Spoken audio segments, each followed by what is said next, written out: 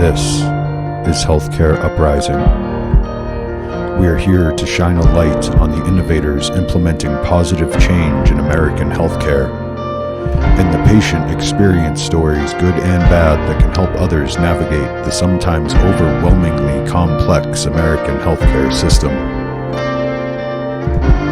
Welcome to the Uprising.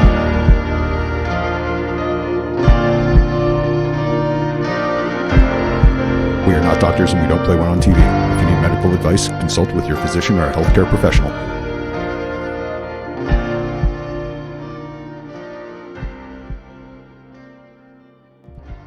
Ketamine clinics have been around since the late 1990s. The first study that I know of was actually in 1989 in Russia, where they were looking at ketamine infusions for trauma, and they were finding like curative for alcoholism, curative for PTSD, and very interesting. So it's been around since the 1960s.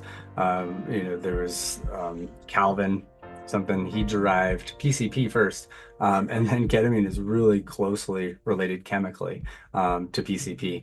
And PCP is not a great anesthetic. Ketamine is a great anesthetic.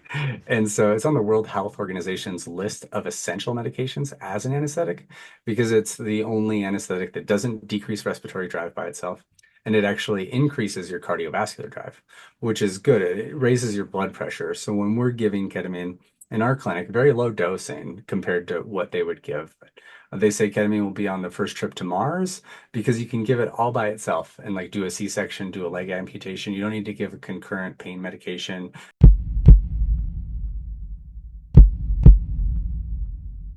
And what happens like in ketamine or in other ego dissolution agents is you get out of your own way so much that you're just living oftentimes in this so I think of ego dissolution as the walls that we build for ourselves, right? For some people, that ego looks like depression. For some people, it looks like anxiety. Some people, it looks like substance use disorder. And like to a lesser extent, it looks like going to the bathroom and eating and talking to people. But the higher the extreme of what you're being subjected to, the higher the walls we build. And so all the ego dissolution agents act very similar, and they're letting the walls down safely.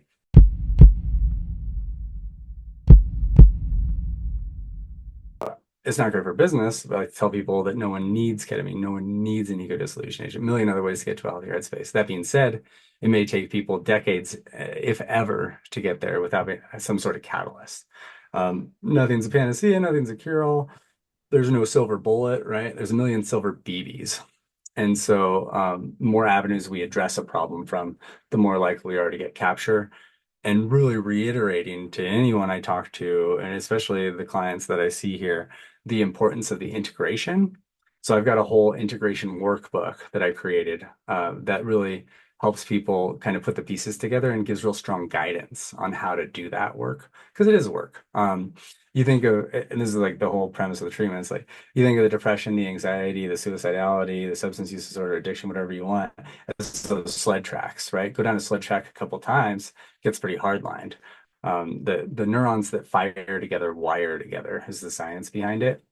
But when you do ketamine treatments, within 2 or 3 minutes of starting a ketamine infusion in particular, you see new dendrites forming on a functional MRI. So it's the ability to quite literally change your mind.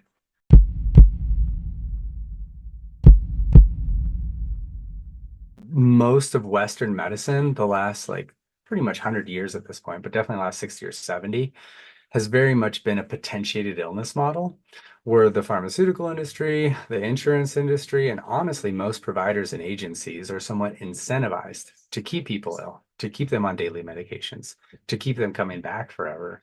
And I'm so over that. And I think a lot of people are. So we're working off a wellness model. So after a series of 6 and a 1-month booster, that gives people 80 plus days of really good neuroplasticity, that ability to quite literally change your mind.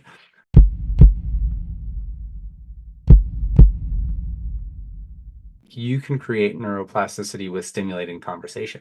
You can create neuroplasticity with a big hug with someone you really care about. You can create neuroplasticity like being outside and literally hugging a tree. You can create neuroplasticity with like painting artwork or singing a song or playing a musical instrument. There's lots of ways to get there. And again, all the ego dissolution agents are considered non-specific amplifiers of the human experience.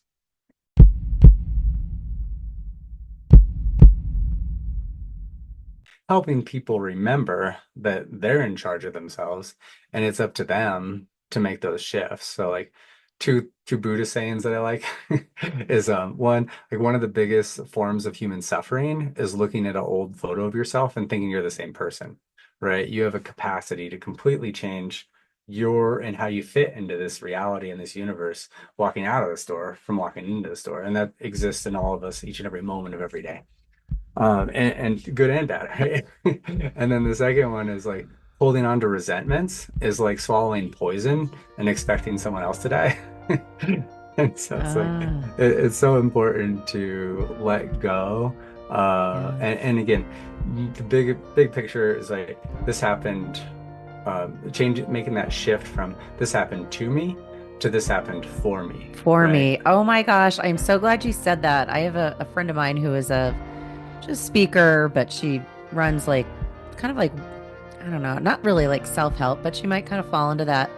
And she has taught me to say that this didn't Right. happen to you, this has happened for you.